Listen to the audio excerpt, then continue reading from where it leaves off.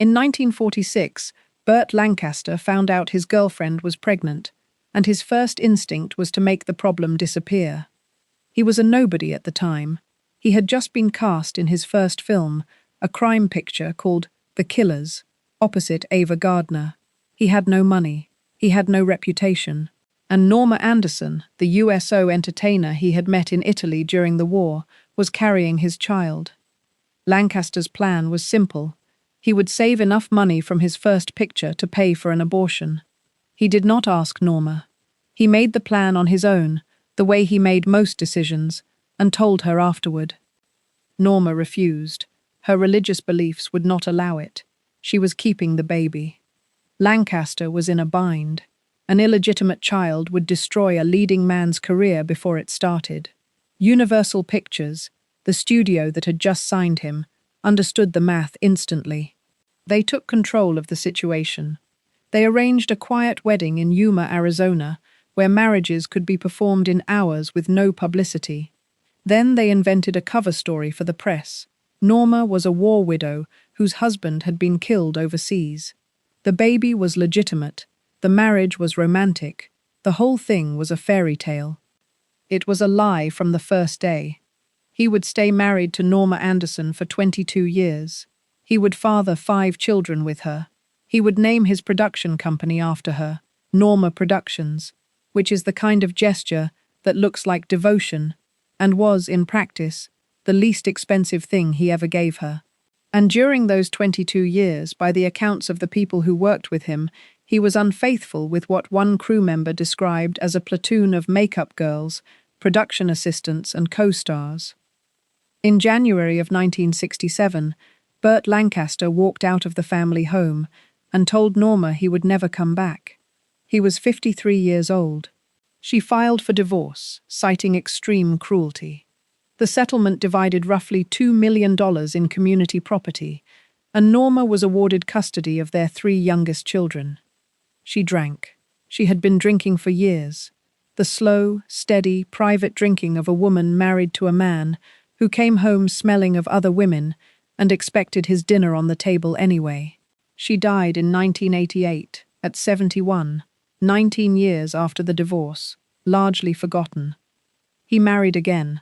He married Susan Martin in 1990, when he was 77, and she stayed with him until his death in 1994. 3 wives.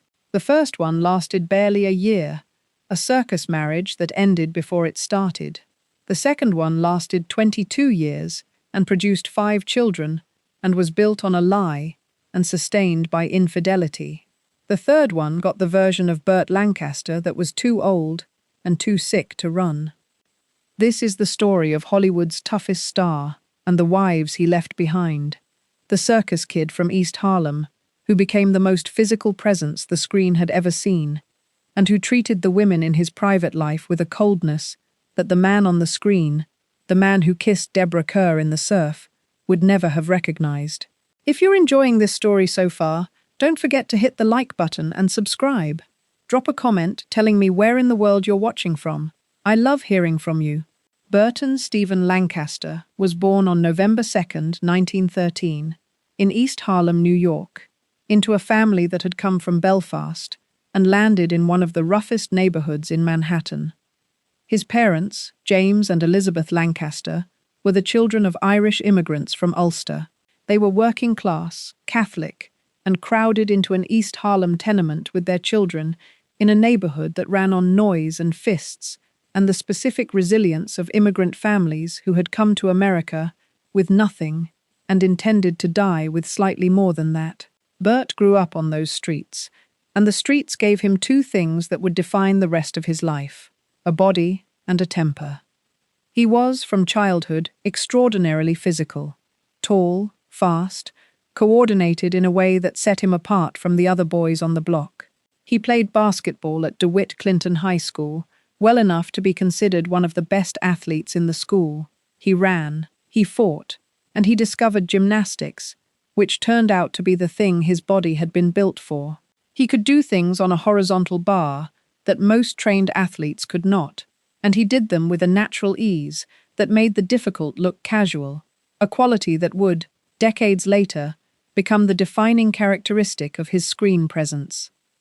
Before he graduated from DeWitt Clinton, his mother died. Elizabeth Lancaster suffered a cerebral hemorrhage and was gone. Burt was still a teenager. The loss was sudden and permanent, and biographers have noted that Lancaster rarely spoke about his mother's death afterward, which is the kind of silence that tells you more than a confession would. The boy, who had been raised in a loud, physical Irish Catholic household, lost the center of it before he was old enough to understand what centers are for. He was offered an athletic scholarship to New York University. He went. He dropped out. The classroom could not hold a boy who had grown up on East Harlem streets and who had just lost the one person whose approval might have kept him in a chair. He needed to move. He needed to be in the air. At 19, he met Nick Cravat. Cravat was small, tough, and as physically gifted as Lancaster. They had met as boys at the Union Settlement House, one of East Harlem's oldest community centers, where local kids could learn theater and circus arts. Together, they formed an acrobatic duo called Lang and Cravat, and in the early 1930s they joined the K Brothers Circus, performing on the horizontal bars, doing the kind of work that requires absolute trust between two people who are throwing each other through the air and catching each other by the wrists, 30 feet above the ground. The circus was the first place Burt Lancaster felt at home, and it is impossible to understand anything about his later life, his marriages, his affairs, his treatment of women, without understanding what the circus taught him. It taught him that his body was his instrument, that physical mastery was the highest form of control, that the crowd loved you when you were in the air and forgot you the moment you came down. It also taught him that relationships were temporary, that the troupe moved on, that attachment was something that slowed you down between cities. He married for the first time inside that world. June Ernst was a circus aerialist, 18 years old to his 21, and they married in 1935 in the manner of two young performers who were traveling together and doing what young performers did. The marriage barely registered. They separated within a year or two, possibly in 1937, though the exact date varies depending on the source. The divorce was not finalized until the early 1940s. June Ernst vanished from the public record so completely that almost nothing is known about her afterward. Not whether she had children, not where she lived, not when she died.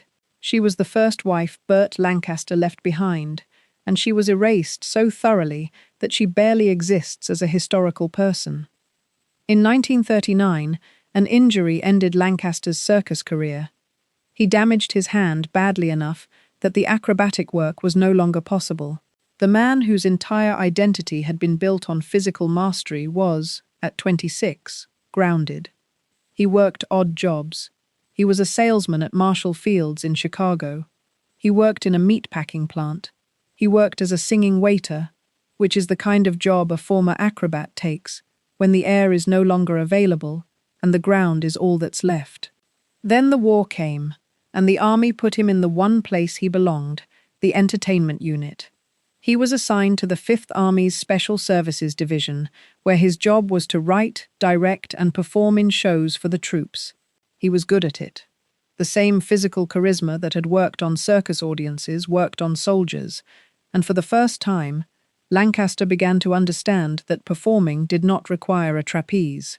It could be done with a face, a voice, and a stage. It was in Italy, while entertaining troops, that he met a USO performer named Norma Anderson. She was warm, pretty, and available. He was tall, magnetic, and married, technically, to a woman he had not lived with in years. He did not tell Norma about June Ernst. He did not tell her about much of anything. He simply moved toward her with the confidence of a man who had spent his whole life catching people in midair and assumed they would always be caught. Norma Anderson was about to discover what happened when Burt Lancaster stopped catching. Norma Anderson was a USO entertainer performing for troops in Italy when she met Burt Lancaster, and she had no reason to distrust the tall, magnetic soldier who pursued her with the easy confidence of a man who had never been told no by a woman. She was from a modest background. She worked for ABC Radio after the war, back in New York, and she was, by every description of the people who knew her, warm, attractive, and genuinely decent, the kind of woman who had gone overseas to entertain troops because she believed in the cause, and had come home expecting to build an ordinary life with an ordinary man. Burt Lancaster was not an ordinary man. He was extraordinarily charming when he wanted to be, and Norma fell for him in the way that practical, good-hearted women sometimes fall for men whose charisma disguises something much colder underneath. They became a couple in New York after the war. Lancaster was trying to break into acting.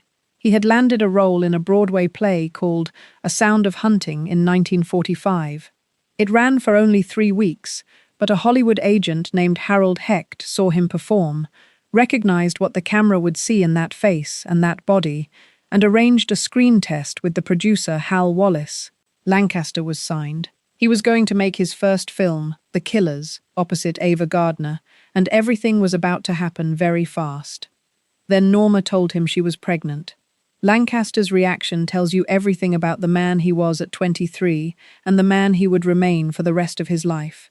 He did not celebrate. He did not propose. He calculated. An illegitimate child would ruin his career before it started. The studios of the 1940s did not tolerate scandal from their leading men, and an unmarried actor with a pregnant girlfriend was a scandal. His solution was an abortion. He would save money from the killers and pay for the procedure. Problem solved. Career intact. Move on.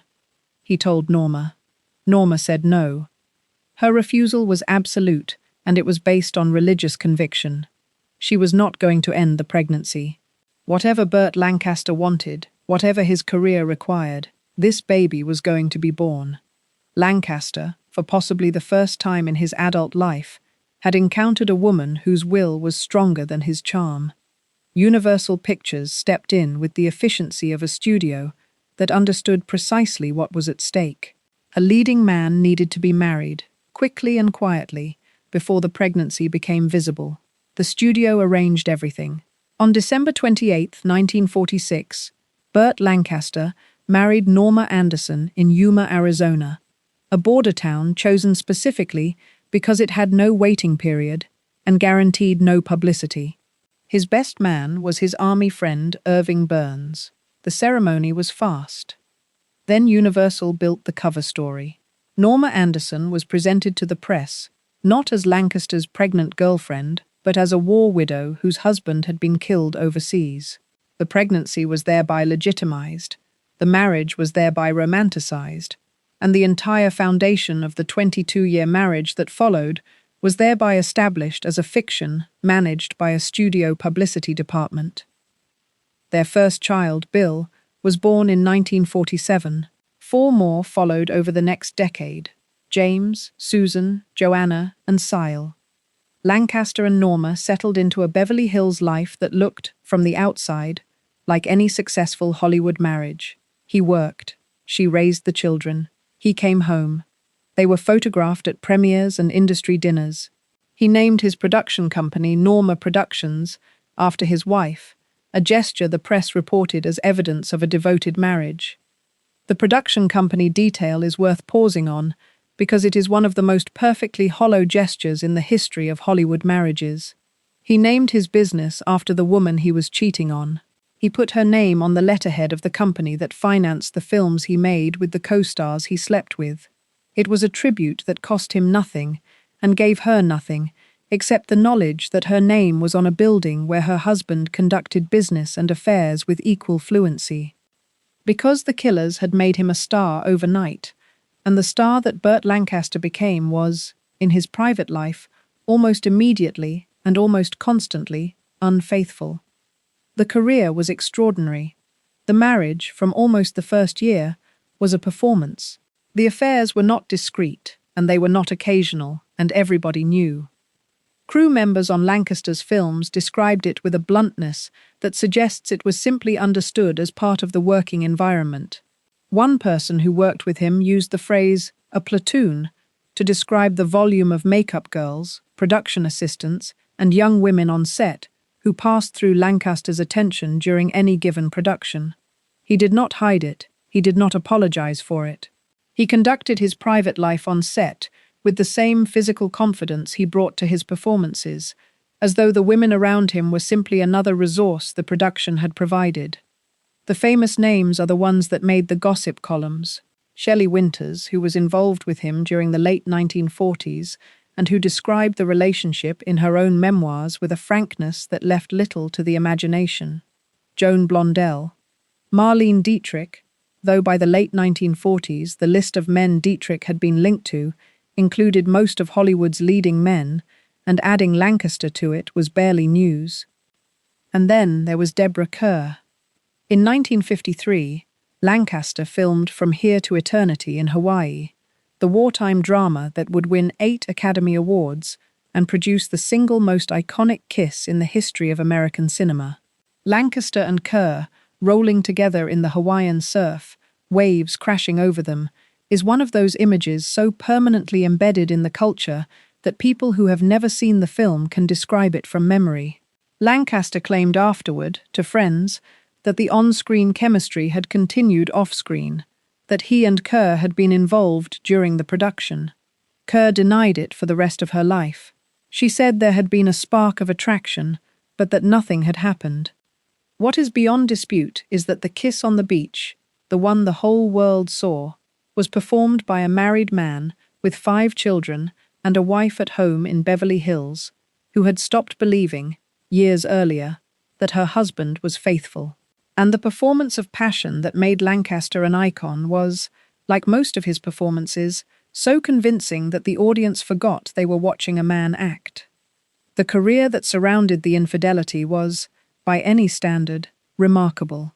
Lancaster was not just a movie star. He was a serious artist who fought for serious work in an industry that wanted him to take his shirt off and swing from things.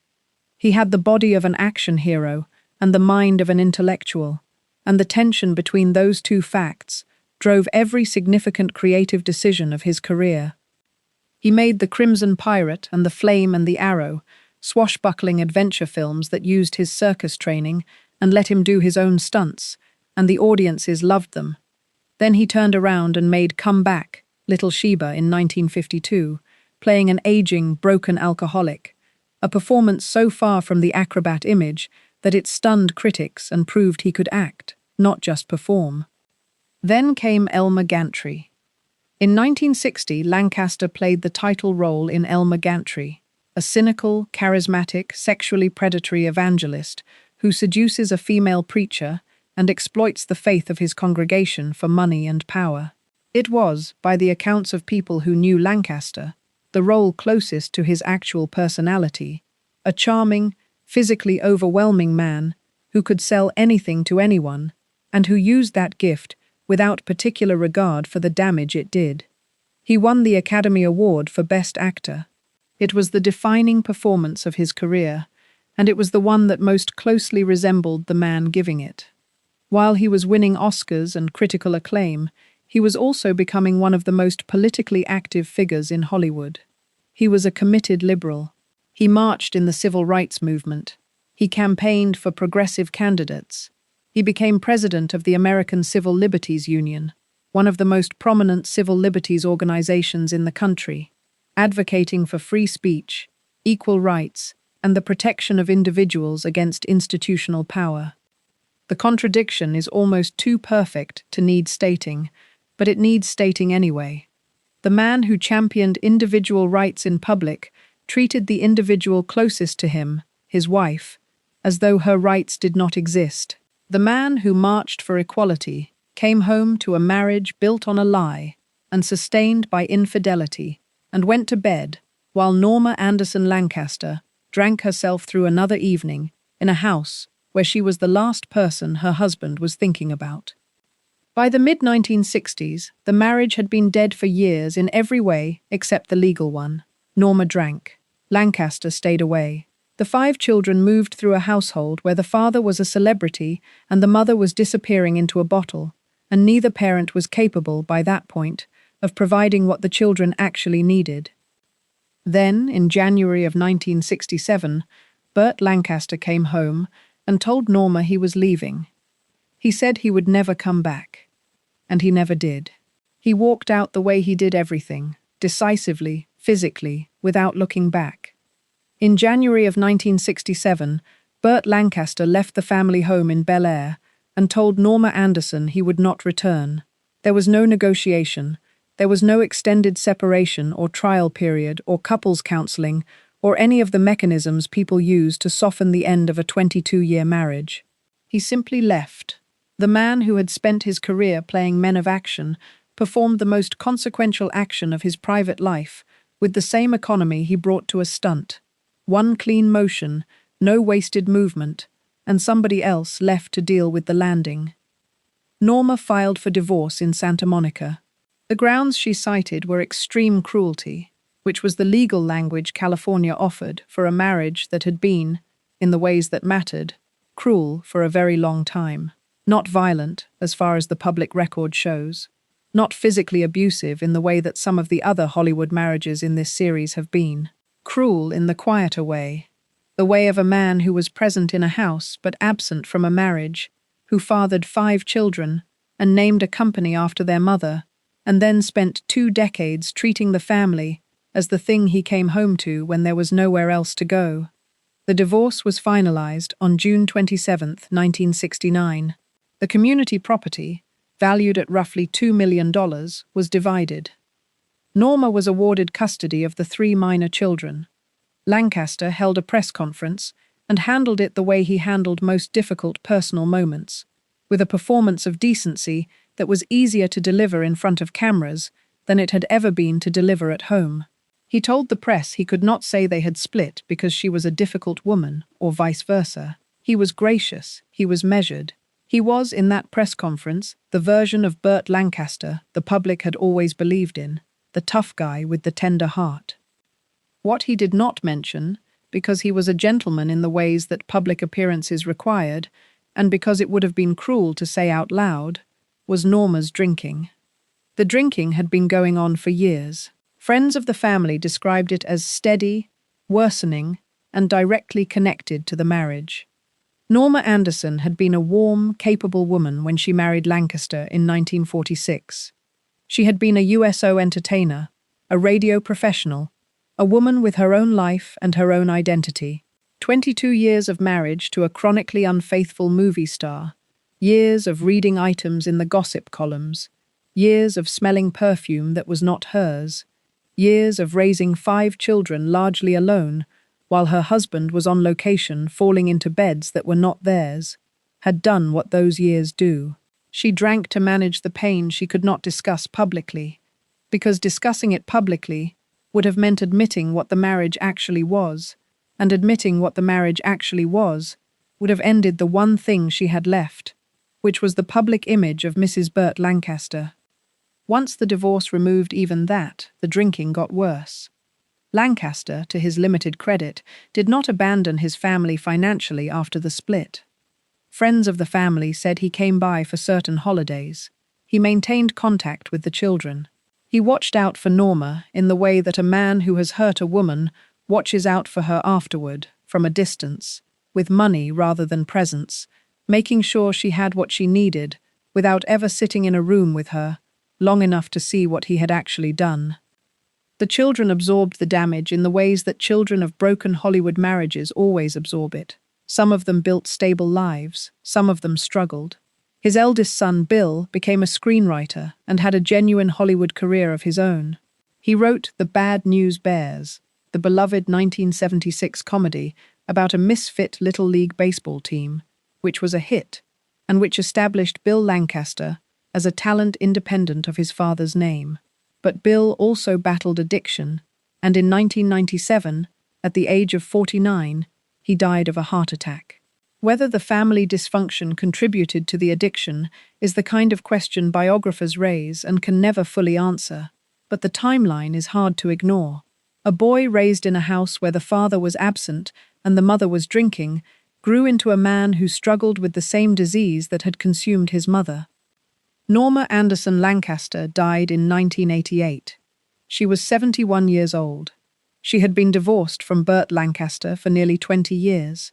She had raised 5 children, mostly alone. She had endured 2 decades of infidelity and a cover-up, engineered by a movie studio, before the marriage was a week old. She had been the woman behind the name on the production company, the woman whose name appeared on the letterhead of the business that financed the career that destroyed her marriage. When she died, the obituaries identified her as Burt Lancaster's ex-wife. That was the only identity the world had left for her, the same reduction that had been applied to Mayo Methot and to every other woman left behind by a Hollywood star whose legend was larger than the damage it caused. Lancaster was 75 when Norma died. He was still alive, still working occasionally, and about to do the one thing almost nobody expected from a man who had spent 50 years proving he could not stay. He was about to get married again. If you're hooked on this story, make sure to subscribe and turn on notifications so you never miss an upload. Your support means everything and helps me bring you more emotional stories like this one. Susan Martin was not famous, and that may have been the point. She was not an actress. She was not a socialite. She was not a co-star on a location shoot or a makeup girl on a soundstage. She was a woman Lancaster had been seeing quietly for roughly 8 years before they married, a relationship conducted almost entirely out of the public eye, in a privacy that was, for a man who had spent his entire career in the spotlight, something close to revolutionary. They married on September 10, 1990, in a small ceremony. Lancaster was 77 years old. Susan was considerably younger, though her exact age has never been reliably documented, because she, unlike every other woman in this story, managed to keep most of her personal details out of the press entirely. She was, by the accounts of the few people who described her publicly, calm, elegant, and devoted to Lancaster in the particular way that a woman who arrives at the end of a man's life devotes herself to making sure the ending is gentle. The ending was not going to be gentle, because Lancaster's body had been failing him for years. The man who had been the most physically gifted actor in Hollywood, the circus acrobat who had done his own stunts well into his 50s, the man whose body had been his instrument since he was a boy swinging on bars in East Harlem, was being destroyed by the same cardiovascular disease that kills men who have spent their lives running on adrenaline and stress, and whatever else they used to keep going. He had suffered a minor heart attack years earlier, then another. Then, in 1990, the same year he married Susan, he suffered a severe stroke that left him partially paralyzed and significantly impaired his speech. The stroke was devastating in a way that went beyond the medical. Burt Lancaster's voice had been one of the most distinctive instruments in American cinema, deep, precise, capable of conveying authority and menace and tenderness in a single sentence. His body had been the other instrument, the acrobat's body, that had convinced audiences he could do anything physically and that had made every action scene he appeared in look like something a real person was actually doing, rather than something an actor was pretending to do. The stroke took both instruments away at once. He could no longer move the way he had moved. He could no longer speak the way he had spoken. The man who had been defined, since childhood, by physical mastery was now dependent on other people to help him through a room. Susan took care of him. For the last 4 years of his life, she was there, managing his care, managing his household, managing the slow, grinding diminishment of a man who had once been the biggest physical presence on any screen in the world. Friends who visited during those years described a Lancaster who was still mentally sharp, still engaged, still reading voraciously the way he always had, but trapped inside a body that no longer obeyed him. The acrobat who had spent his youth catching people in mid-air could no longer catch himself. He had one more public appearance of significance. In 1991, the year after the stroke, he appeared in a television film, though his condition made the work extremely difficult. After that, the cameras stopped, and the private life that had always been more complicated than the public one became the only life left. He spent those final years in his apartment in Century City, Los Angeles. He watched films, he read, he received visits from old friends, including Kirk Douglas, who had been his friend and rival for over 40 years. and who later described those visits with the restraint of a man who understood that some things are too painful to narrate in detail. On October 20th, 1994, Burt Lancaster suffered a third and final heart attack at his apartment. He was 80 years old. Susan was with him. He had requested that there be no memorial service and no funeral. His body was cremated, and his ashes were scattered beneath a large oak tree at Westwood Village Memorial Park in Los Angeles. No service, no speeches, no eulogies. The man who had spent his whole career performing for audiences chose, at the end, to leave without one. It was the most private thing Burt Lancaster ever did, and it was, in its own way, the most honest. What the three marriages reveal, when you lay them side by side, is not a man who could not love, it is a man who could not stay. June Ernst lasted a year, Norma Anderson lasted 22, Susan Martin lasted 4. The arc looks, from the outside, like a man who got better at marriage over time, because the first one was a disaster, the second one produced children and a life, and the third one was peaceful. But that reading is generous to the point of dishonesty, because the 22-year marriage to Norma was not a marriage that worked for 22 years. It was a marriage that failed for most of 22 years, and simply took that long to formalize the failure. Lancaster's pattern was consistent across all three. He entered a relationship with total physical confidence, the same way he entered a circus ring or a soundstage, as though his presence alone was sufficient. He dominated the space. He took what he needed, and when the space no longer served him, he moved on, cleanly, without the kind of emotional reckoning that would have required him to sit with what he had done. June Ernst disappeared so completely from the historical record that she barely exists as a person. Norma Anderson drank herself through 2 decades and died 19 years after the divorce, identified in the obituaries only as his ex-wife. Susan Martin, who got the gentlest version of him, got it only because his body had been broken by strokes and heart attacks, and he was no longer capable of the restlessness that had destroyed the first 2 marriages. She got the man who could no longer leave, which is not the same as a man who chose to stay. The FBI files add another dimension to the story, one that Lancaster himself never publicly addressed. For nearly 3 decades, the Federal Bureau of Investigation maintained a file on Burt Lancaster that included, among other things, allegations of bisexuality. The investigation, which ran from the late 1950s into the 1980s, was part of the Bureau's broader and now widely discredited practice of surveilling public figures whose sexuality or politics made them targets. Lancaster was both a vocal liberal and a man whose private life, according to the Bureau's informants, included relationships with men as well as women. Lancaster never confirmed or denied the allegations.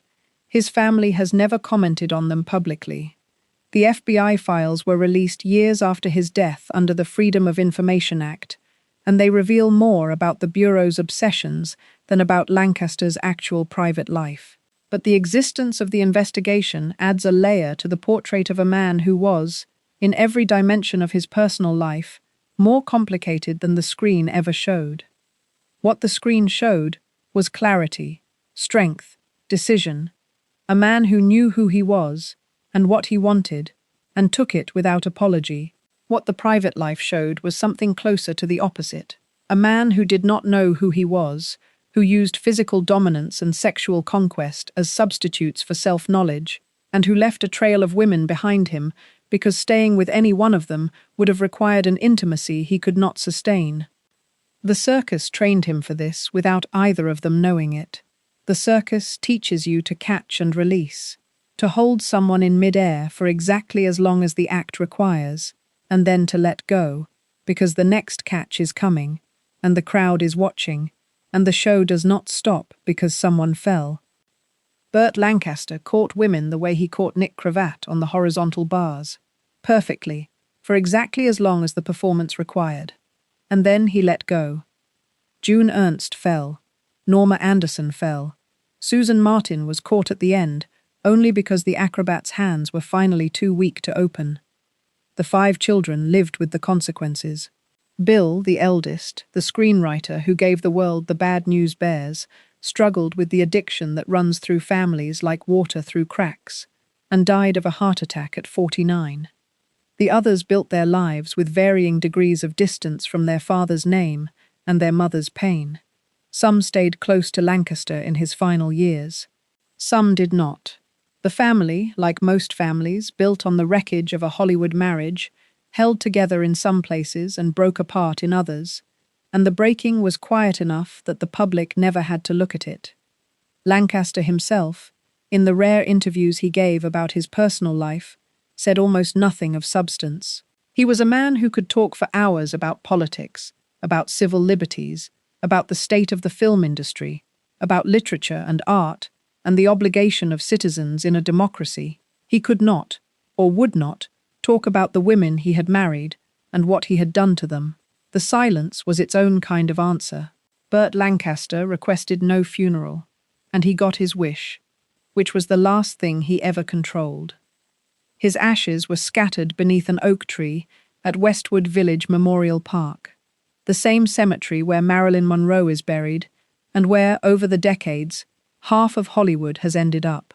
There was no service, there were no speeches, there were no eulogies delivered by co-stars or directors or any of the hundreds of people who had worked with him across a 45-year career. The man who had commanded every room he ever entered chose to leave the last room without anyone watching. It was, depending on how you read it, either the most dignified exit in Hollywood history or the final act of a man who had spent his entire life avoiding emotional accountability. A funeral requires people to stand up and say what the dead person meant to them. It requires honesty, or at least the performance of it. And performances of honesty were the one kind of performance Burt Lancaster had never been willing to give. A funeral for Burt Lancaster would have required someone to mention the wives. June Ernst would have been a footnote if she was mentioned at all. The circus aerialist he married at 21 and left within a year, so thoroughly erased from the record that no biographer has been able to confirm whether she was alive or dead by the time Lancaster himself died. She was the first woman to learn that loving Burt Lancaster was a temporary assignment, and the world repaid her for the lesson by forgetting she had ever existed. Norma Anderson would have been harder to avoid. 22 years, 5 children, a production company with her name on it, a marriage that began with a studio-arranged shotgun wedding and a fabricated cover story that ran on Infidelity for 2 decades, and that ended with a man walking out of his own house and telling his wife he would never come back. Norma, who had refused to abort their first child when Lancaster wanted her to, who had raised 5 children while her husband slept with a platoon of women on every picture he made, who had drunk herself through the loneliest marriage in Beverly Hills and died at 71, 19 years after the divorce, identified in her obituary only as his ex-wife. Susan Martin would have been the easiest to eulogize because her story was the simplest. She loved him at the end.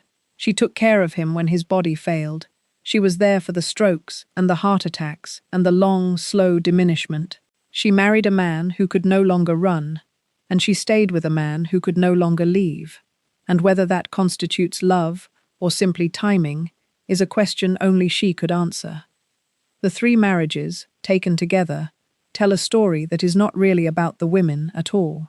The women were, in a sense, interchangeable, which is the cruelest thing you can say about them and the truest thing you can say about him. He did not choose June Ernst or Norma Anderson or Susan Martin because of who they were.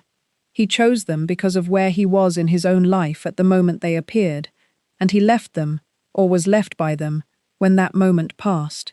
They were not partners, they were phases. Look at the whole shape of it. A boy in East Harlem, losing his mother before he graduated high school, learning on the streets and in the circus that his body was the only instrument he could trust. A man who turned that body into the most commanding physical presence in the history of American cinema, who swung from trapezes and rolled in the surf with Deborah Kerr and played a con-man preacher so convincingly he won an Oscar for it.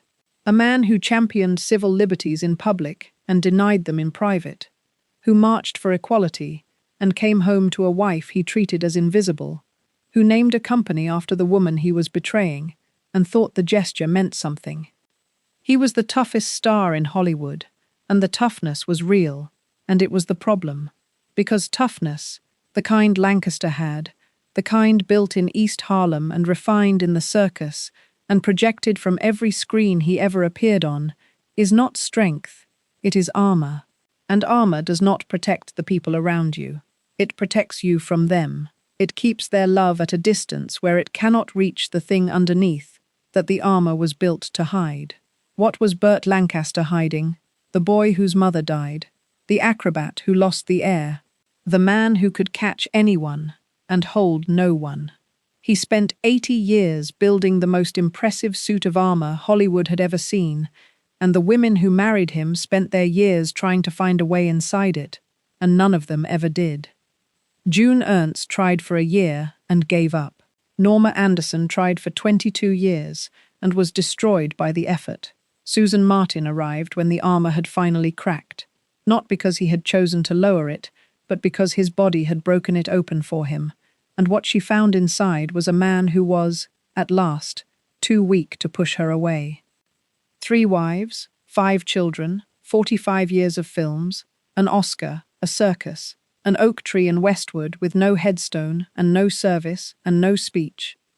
The toughest man in Hollywood died the way he had lived with every woman who ever loved him, alone in the room, by choice. Thank you so much for watching until the end. If you loved this story, check out the other videos on your screen now. I think you'll really enjoy them. And don't forget to subscribe if you haven't already. See you in the next story.